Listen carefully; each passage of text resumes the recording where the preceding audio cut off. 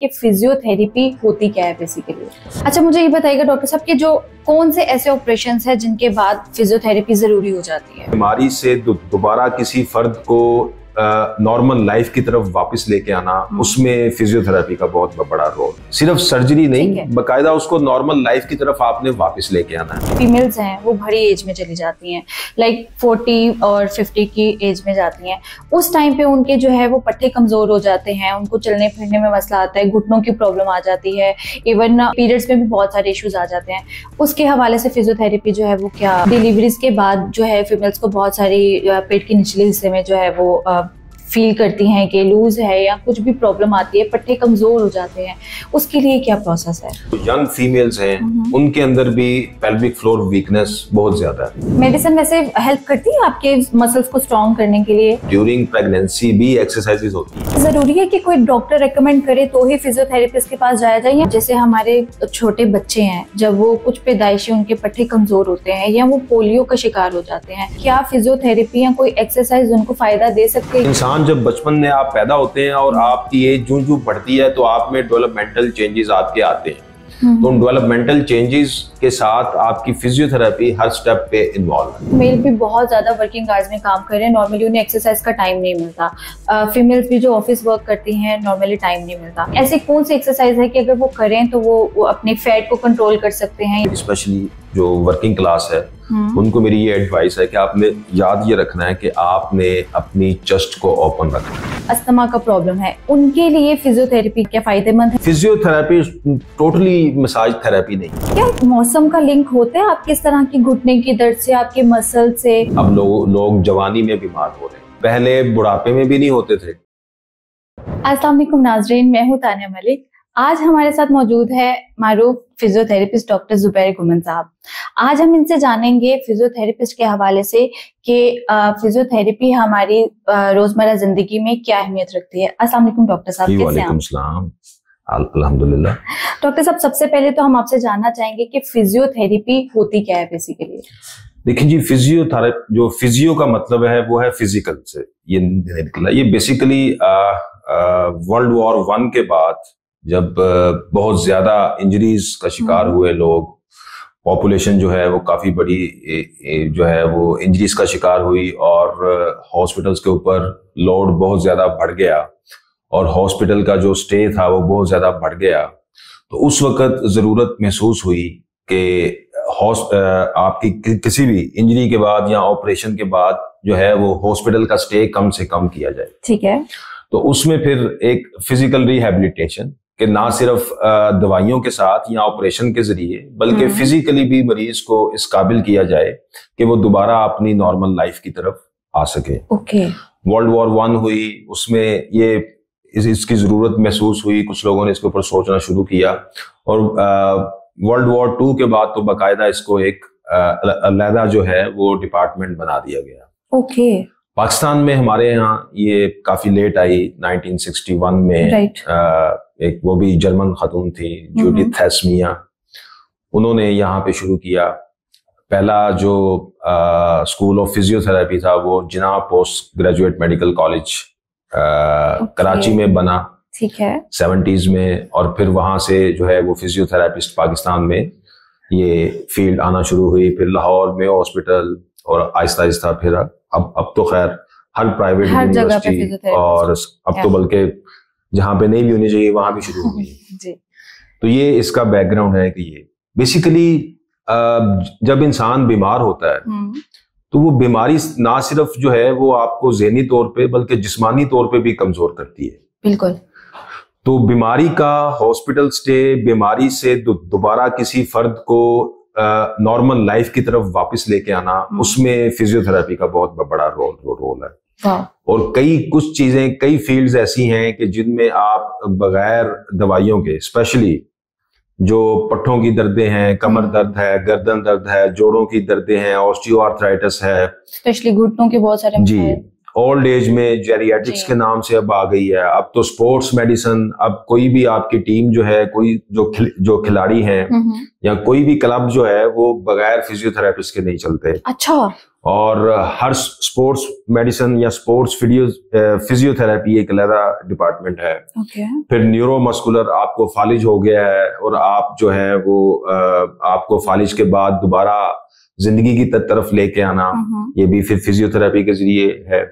और ऑपरेशन के बाद हॉस्पिटल्स में जब आपका ऑपरेशन होता है, इवन ऑपरेशन से पहले, मैं पिछले 12 साल से लिवर ट्रांसप्लांट टीम का मैं बाकायदा हिस्सा हूँ। ग्रेट, माशाल्लाह। PKLI में भी मैं रहा, बल्कि शेख जायद में भी हमने ट्रांसप्लांट्स। अच्छा। और कोई भी आपकी सर्जरी है, उसके बाद फिजियोथेरेपी अब एक लाजमी जुज्व है। अब अर्ली मोबिलाइजेशन होती है। पहले होता था कि मरीज अगर किसी का ऑपरेट हुआ है तो वो लेटा हुआ है, वो 2-2 माह 4 पैसे से नहीं उठता था। हम अब लिवर ट्रांसप्लांट के बाद दूसरे तीसरे दिन पेशेंट को जो है वो चलाना शुरू कर देते हैं। और आपकी इवन जो ऑर्थोपेडिक सर्जरीज हैं, लाइक हिप रिप्लेसमेंट, आपकी जो है वो नी रिप्लेसमेंट, उसमें तो आपको वेरी नेक्स्ट डे मोबिलाइज करना होता है। तो एक बहुत वास्ट फील्ड है, बहुत बड़ी फील्ड है। और ये वो फील्ड है कि जिसमें आपको मेडिसिन का इस्तेमाल या मेडिसिन के ऊपर आपकी डिपेंडेंसी है उसको कम से कम किया जाता है। ठीक है। आप विदाउट मेडिसिन जो है वो इस तरीकाए इलाज से बेहतर हो सकते हैं। राइट। अच्छा, मुझे ये बताइएगा डॉक्टर साहब कि जो कौन से ऐसे ऑपरेशंस हैं जिनके बाद फिजियोथेरेपी जरूरी हो जाती है?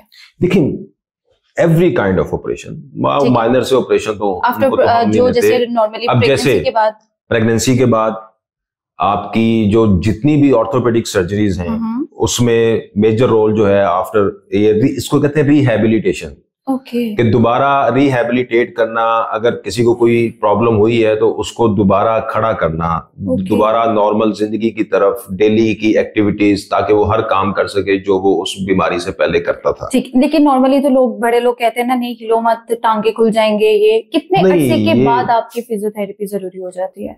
Very next day. ओके, मतलब फौरन। देखिए, मैं आपको एग्जांपल देता हूँ लिवर ट्रांसप्लांट की।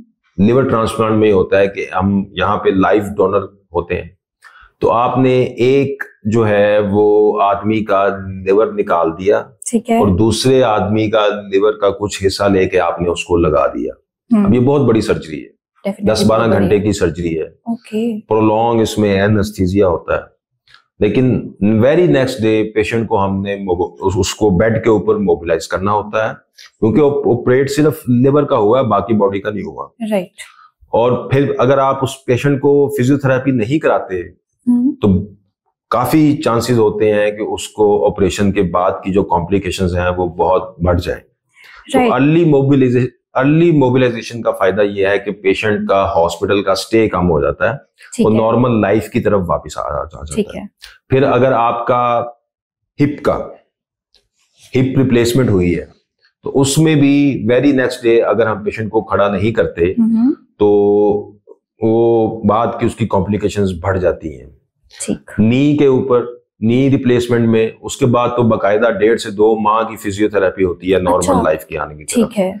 तो ये फिजियोथेरेपी अब बकायदा हिस्सा है। अब सिर्फ एक सर्जन नहीं होता, अब टीम होती है कि जो आपको उठाती है, जो पेशेंट की एंड तक उसको घर जाके भी उसको फिजियोथेरेपी हो रही होती है। ओके। तो ये एक बकायदा रिहैबिलिटेशन प्लान होता है कि सिर्फ सर्जरी नहीं, सिर्फ सर्जरी नहीं, बकायदा उसको नॉर्मल लाइफ की तरफ आपने वापस लेके आना है। ओके। कितने अरसे तक हम ये जो है ऑपरेशन के बाद, इसकी सर्जरी के बाद हम लोगों को फिजियोथेरेपी जो है वो करवाते रहना चाहिए? डिपेंड करता है कंडीशन के ऊपर। राइट। गोल हमारा ये होता है कि हमने इसको नॉर्मल, अगर अपनी इसकी एक्टिविटीज शुरू कर दी है, खुद चलना फिरना शुरू कर दिया है, खुद वॉक शुरू कर दी है, तो उस वक्त तक हम उसका साथ देते हैं, उसको रिहेबिलिटेट करते हैं, उसको एक्सरसाइज कराते हैं। ठीक है। अभी तो ये जैसे हमने जान लिया ऑपरेशन के हवाले से। अच्छा, नॉर्मली जैसे होता है कि जैसे फीमेल्स हैं वो बड़ी एज में चली जाती हैं, लाइक 40 और 50 की एज में जाती हैं, उस टाइम पे उनके जो है वो पट्टे कमजोर हो जाते हैं, उनको चलने फिरने में मसला आता है, घुटनों की प्रॉब्लम आ जाती है, इवन आप जैसे कि पीरियड्स में भी बहुत सारे इश्यूज आ जाते हैं। उसके हवाले से फिजियोथेरेपी जो है वो क्या काम करती है? एक तो हमारे यहाँ रवाज नहीं है खवातीन में एक्सरसाइज का। बिल्कुल। नॉर्मली 22-23 साल की एज में शादी होती है और बच्चे पैदा हो रहे होते हैं और घर गृहस्थी में, और वो खवातीन अपने आप को वो टाइम नहीं दे पा रही जितना हमारे यहाँ टाइम है। बिल्कुल। ना कोई यहाँ पे ट्रेंड्स हैं कि आप जिम करें या आप एक्सरसाइज करें, प्लान नहीं है। एक तो खवातीन का सेडेटिव लाइफस्टाइल है। हम समझते हैं कि जी हम सारा दिन काम कर रही हैं, हम अगर सफाई कर रही हैं या हम अगर जो है वो खाना बना रही हैं तो ये भी एक एक्सरसाइज है। ऐसा नहीं है। आप सारा दिन काम करते रहे, वो आपकी एक्सरसाइज नहीं है, वो फटीग है। एक्सरसाइज वो है जो आपने टाइम निकालना है, अपनी बॉडी को स्पेसिफिक टाइम देना है। आपने आधा घंटा वॉक कर ली, आपने थोड़ा जिम कर लिया, साइकिलिंग कर ली, वो एक्सरसाइज है। अगर आप, लेकिन हमारे यहाँ ये ट्रेंड नहीं है। हमारे यहाँ होता ये है कि जब खवातीन, स्पेशली आप जो बात कर रही हैं कि एक खास एज के बाद, अब वो खास एज क्या है? वो होता है मीनोपॉज। जब खवातीन में पीरियड्स बंद होते हैं जी, एट द एज ऑफ 45 से शुरू होता है ये काम और 50 तक चला जाता है। ठीक है।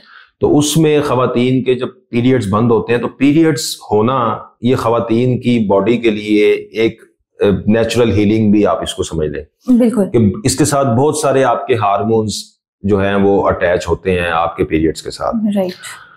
उसमें स्पेशली जो है वो आपके, जब आप एस्ट्रोजन वो हार्मोन है जो आपकी कैल्शियम को एब्जॉर्ब करता है।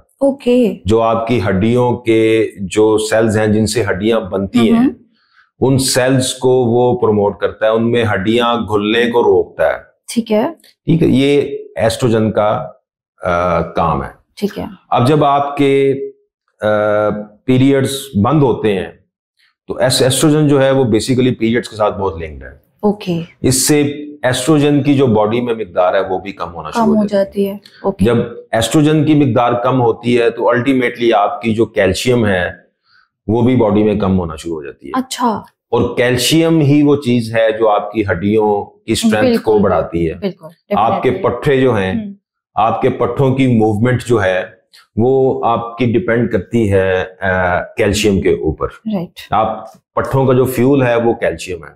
ठीक है। तो स्पेशली खवातीन में, चूंकि हमारे यहाँ ये अवेयरनेस नहीं है, तो 50s के बाद खवातीन एकदम उनके पट्टों में दर्दें शुरू हो जाती हैं, उनके जोड़ों में दर्दें शुरू हो जाती हैं। और चूंकि पहले उनके पट्टे इतने मजबूत नहीं थे, एक्सरसाइज की नहीं थी, डाइटिंग का पता नहीं होता, तो वो खवातीन समझती है कि शायद हम बूढ़ी हो गई हैं, ये हमारा नसीब है।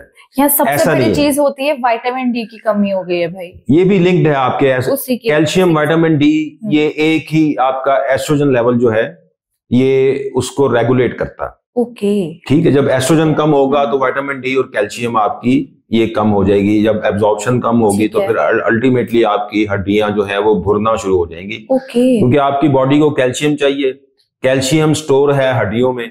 जब हड्डियों से कैल्शियम निकलती है तो वो कमजोर हो जाती है। तो ये एक प्रोसेस है। ठीक है। अब होता क्या है, अब लोग, अब जो खवातीन है वो ये समझती हैं कि 50s के बाद जो है वो हम शायद अब ये हमारा नसीब है कि हमारी हड्डियां भुनना शुरू हो गई हैं।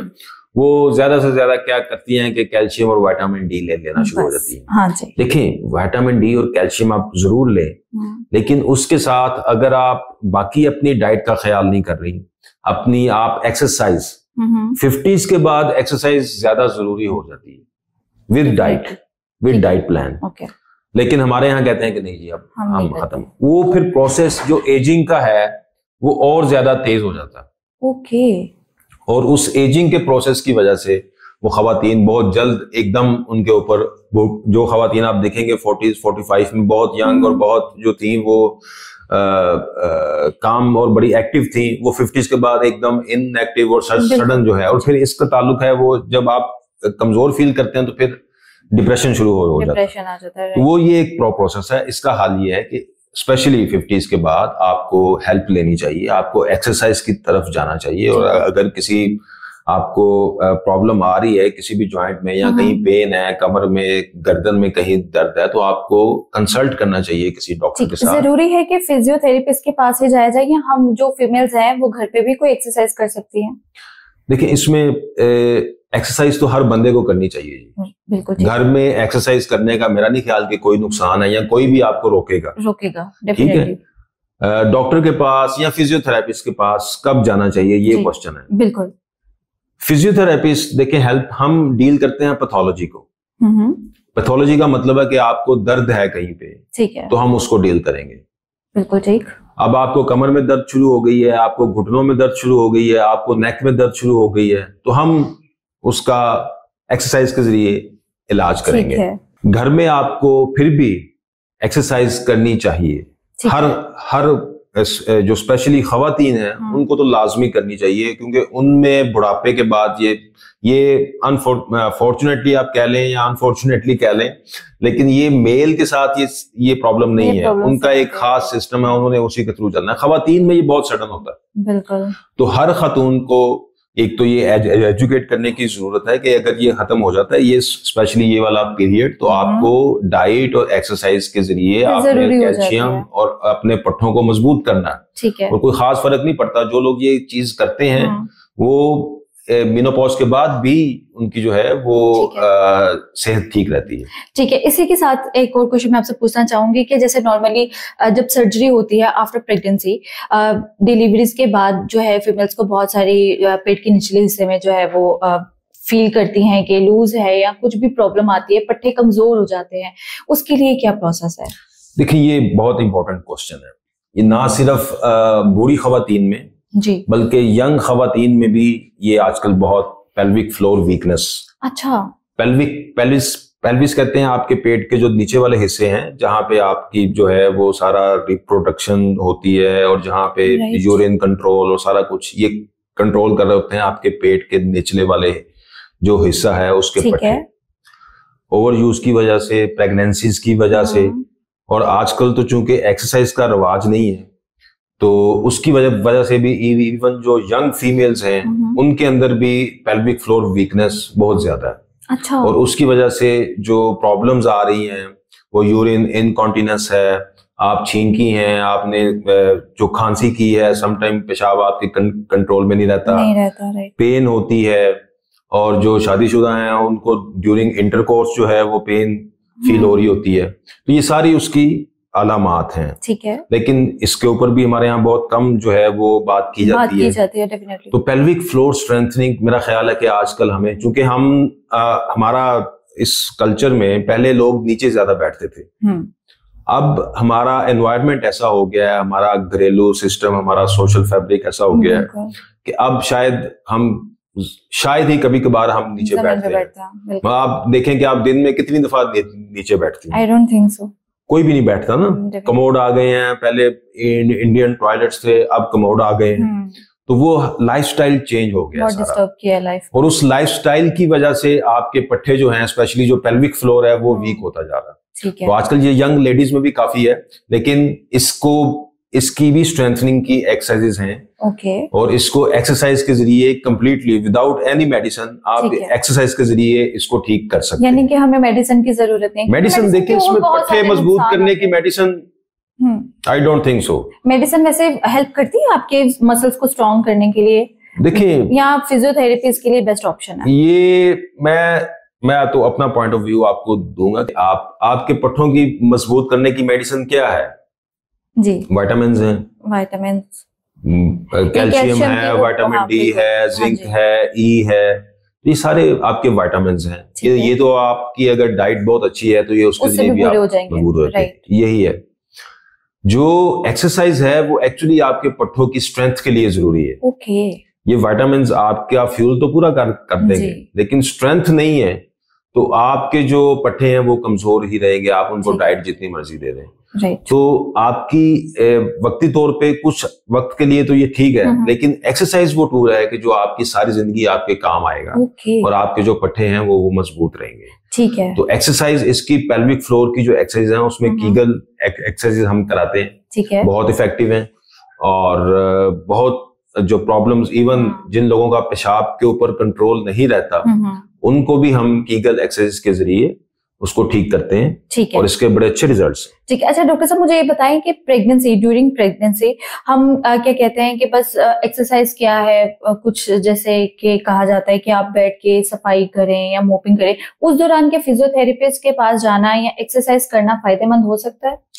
जी बिल्कुल हो सकता है। उसकी रीजन ये है कि हमारे यहाँ एक तो पहले ट्रेंड ये है कि अगर किसी को प्रेगनेंसी हो जाती है तो वो समझता है कि बस अब मैंने बेड से वो उतरना प्रेगनेंसी को बीमारी समझ लिया ना बेसिकली, बीमारी ना भी समझे, वो समझता है कि अब हमने इसको उतरना नहीं है, पता नहीं कितनी खौफनाक चीज है। ऐसा नहीं है। आप अगर पूरी दुनिया में देखें, इवन वो लोग तो अपनी ड्रामों के जरिए भी और मूवीज के जरिए भी आपको ये बता रहे होते हैं कि ड्यूरिंग प्रेगनेंसी भी एक्सरसाइजेस होती है। राइट। ड्यूरिंग प्रेगनेंसी भी आप अपना जिम प्लान आप कर सकते हैं। ठीक है। फर्स्ट 6 और 8 वीक्स जरा टफ होते हैं, उसके बाद तो आप हर चीज कर सकते हैं। और वो यस और वो तो अपना हर जो है 9th मंथ तक वो एक्सरसाइज कर रही होती हैं, बकायदा जिम जा रहे होते हैं लोग। आपने अक्सर मूवीज या यूट्यूब पे देखे तो वो विद ह्यूज बेली वो एक्सरसाइज और जिम कर रहे होते हैं। तो एक्सरसाइज का कोई नुकसान नहीं है किसी भी तौर पे, फायदा ज्यादा है। कुछ चीजें होंगी, अदरवाइज मेडिकल में जितने भी ऑपरेट्स हैं, जितने भी प्रॉब्लम्स हैं, एक्सरसाइज को प्रमोट करने वाले हैं। और ये फील्ड ही बनाई इसलिए गई है कि आप एक्सरसाइज के जरिए बेहतर हो। अगर आप एक्सरसाइज नहीं करेंगे तो फिर आप दवाइयों के ऊपर जाएंगे। तो दवाइयां आप कितनी भी खा लेंगे, वो एक खास हद तक आपका ट्रीटमेंट होता है। ठीक है। अच्छा, जरूरी है कि कोई डॉक्टर रेकमेंड करे तो ही फिजियोथेरेपिस्ट के पास जाया जाए, या हमें अगर फील हो रहा है तो हम डायरेक्ट भी फिजियोथेरेपिस्ट से कंसल्ट कर सकते हैं? ये अब आप डायरेक्ट जा सकते हैं, ठीक है, कोई ऐसी प्रॉब्लम नहीं है। हर हॉस्पिटल में फिजियोथेरेपी डिपार्टमेंट होता है। ठीक है, ठीक है। और आप उनको जाके अप्रोच कर सकते हैं। स्पेशली पेन मैनेजमेंट में आपको कमर में दर्द है, पट्टों की दर्द है, तो फर्स्ट लाइन ट्रीटमेंट तो आपकी फिजियोथेरेपी ही है। बिल्कुल ठीक है। उसके बाद आप अगर फिजियोथेरेपी नहीं करना चाहते तो मेडिसिन है। ठीक है। मीनवाइल डॉक्टर मेडिसिन में वो पेन किलर्स आपको देते हैं। पेन किलर्स वक्ती तौर पे लेने में कोई हर्ज नहीं है, लेकिन लॉन्गर रन में आपको एक्सरसाइज ही फर्स्ट ट्रीटमेंट। अब आप हैरान होंगी कि जो स्पेशली कमर दर्द है और गर्दन की दर्द है और नीज की पेन है, इसमें अब पाकिस्तान में बहुत अवेयरनेस आ गई है। बिल्कुल। और हर हॉस्पिटल में अब फिजियोथेरेपिस्ट अवेलेबल है। आप किसी अच्छे क्वालिफाइड फिजियोथेरेपिस्ट को दिखाएं। अनटिल अनलेस कोई बहुत मेजर प्रॉब्लम नहीं है, कोई आपको जो है वो ऑपरेट की जरूरत नहीं है, जिसमें कि जी अब इवन डिस्क बल्जिस जो हैं वो विदाउट ऑपरेट विद फिजियोथेरेपी ठीक हो जाते हैं। अच्छा, ठीक है। तो लिहाजा फर्स्ट लाइन ऑफ ट्रीटमेंट आपकी कोई भी, आपको जोड़ों की दर्द है, पट्टों की दर्द है, तो उसमें फिजियोथेरेपी ही है। ठीक है। अच्छा डॉक्टर साहब, एक बहुत इंपॉर्टेंट क्वेश्चन के जैसे हमारे छोटे बच्चे हैं, जब वो कुछ पैदाइशी उनके पट्टे कमजोर होते हैं या वो पोलियो का शिकार हो जाते हैं, उनके लिए फिजियोथेरेपी जरूरी है? किस एज में जाके जरूरी है? और क्या फिजियोथेरेपी या कोई एक्सरसाइज उनको फायदा दे सकते हैं कि वो जैसे स्कूल जा सकें? नॉर्मली नहीं जा पाते बच्चे स्कूल सिर्फ इसी वजह से। जो जितनी भी ये डिसेबिलिटीज हैं इनकी हम बात कर रहे हैं, इसमें आपकी सीपी, बिल्कुल ठीक है, सीपी चाइल्ड्स हैं, डाउन सिंड्रोम है, आपके जो है वो पोलियो है, तो इस तरह की जितनी भी पैदाइशी मजूरी जो है उसमें फिजियोथेरेपी का रोल डे फर्स्ट से शुरू हो जाता है। और उनकी लाइफ यानी कि फॉर लाइफ लॉन्ग, सारी जिंदगी उनका जिस डिपार्टमेंट से सबसे ज्यादा वास्ता रहता है वो फिजियोथेरेपी डिपार्टमेंट है। कि उनकी लाइफस्टाइल मॉडिफिकेशन, उनको बताना कि नॉर्मल चीजें कैसे होती हैं, नॉर्मली आप कैसे चल सकते हैं, नॉर्मली आप कैसे वॉक कर सकते हैं, अगर आपकी डिसेबिलिटी है तो उसमें आप कैसे आपने चलना है, बच्चे की ग्रूमिंग, बच्चे की मूवमेंट्स, हर स्टेप के ऊपर फिजियोथेरेपी उनके साथ, फिजियोथेरेपिस्ट के साथ वो इन्वॉल्व होते हैं। हमारा चिल्ड्रन हॉस्पिटल का फिजियोथेरेपी डिपार्टमेंट बहुत अच्छा है। अच्छा। उसमें बाकायदा जो है वो आप स्टेप बाय स्टेप, और ना सिर्फ फिजियोथेरेपी बल्कि ऑक्यूपेशनल थेरेपी, के इन्होंने घर में इनका बेड कैसा होना चाहिए, इनका खाने पीने का अंदाज, इनका जी, वो हर चीज जो है वो आपको बताई जाती है।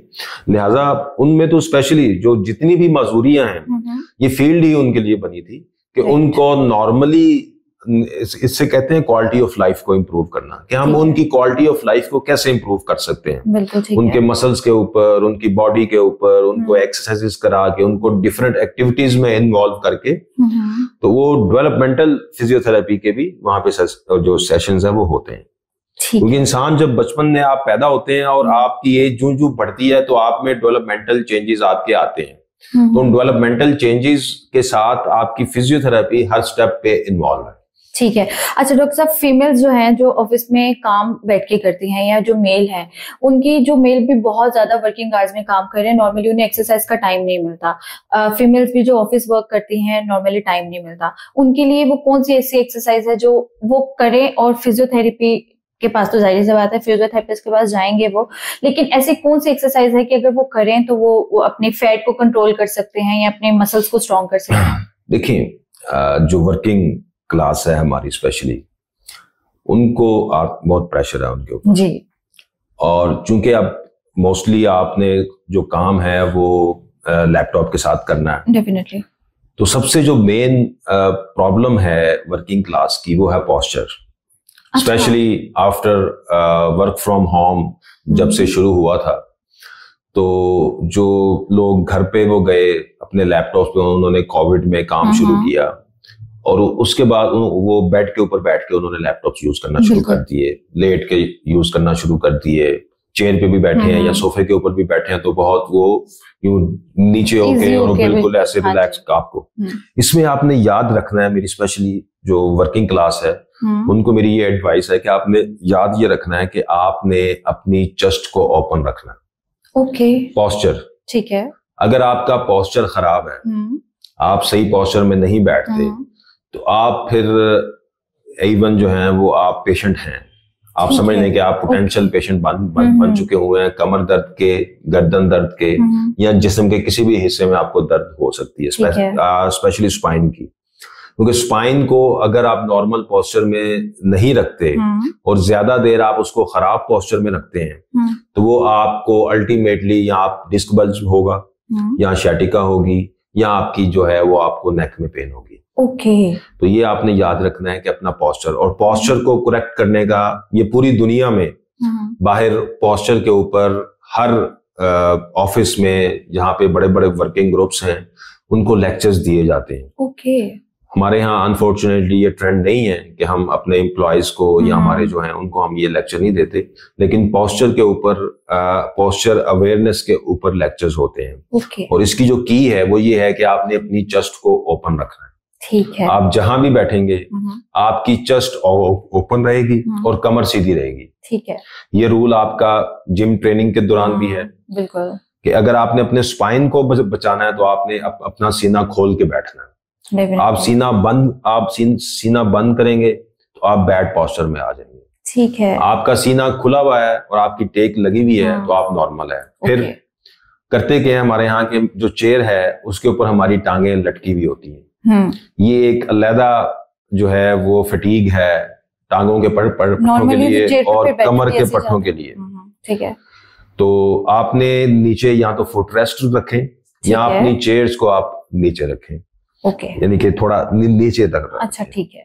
तीसरा ये है कि आप जब लैपटॉप पे काम कर रहे होते हैं तो मोस्टली लोग यूं काम कर रहे हैं। बिल्कुल।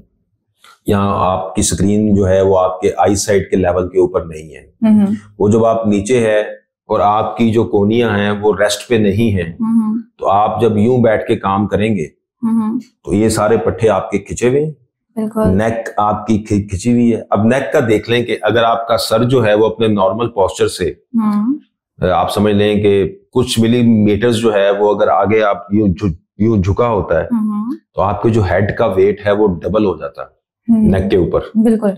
मसलन आपके हेड का नॉर्मल वेट है 3 to 4 kg, 5 kg, लेकिन अगर आपने उसको फ्लेक्स कर लिया तो ये मेरे सर को उठाया हुआ है मेरे गर्दन के पट्टों ने।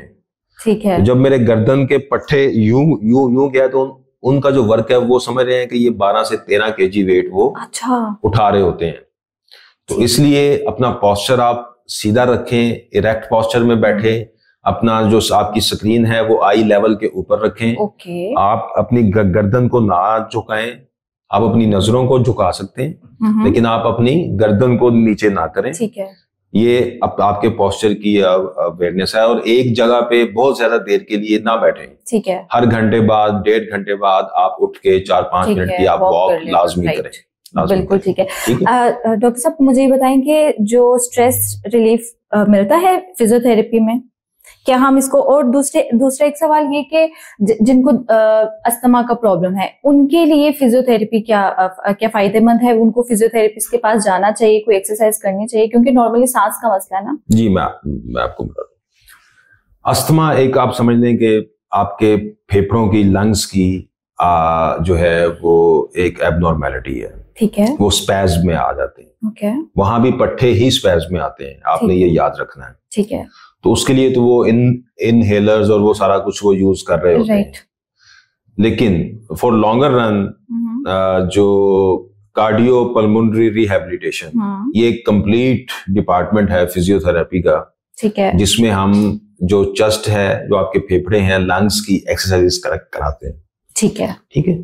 तो डेफिनेटली एस्थमेटिक पेशेंट्स की जो लंग्स की एंड्योरेंस है उसके ऊपर काम किया जा सकता है, उसको बेहतर किया जा सकता है। और स्ट्रेस को भी कम करता है।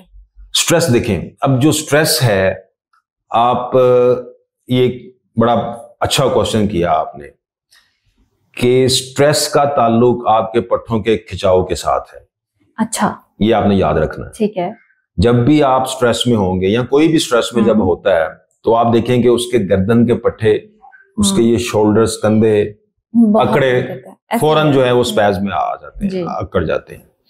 और अगर एक बंदा बहुत देर के लिए स्ट्रेस में रहता है, काफी सालों के लिए वो एंटी डिप्रेसेंट्स ले रहा है, वो उसको एंजाइटी है, तो उसके ये जो पट्टे हैं इनके अंदर ट्रिगर पॉइंट्स बन जाते हैं, बॉडी शिवर करती है। जो गर्दन के पट्टे हैं उसमें उसके ट्रिगर पॉइंट्स बन जाते हैं, जो कि हल्की सी फिर भी फटीग के बाद अब ये साइकिल शुरू हो गया।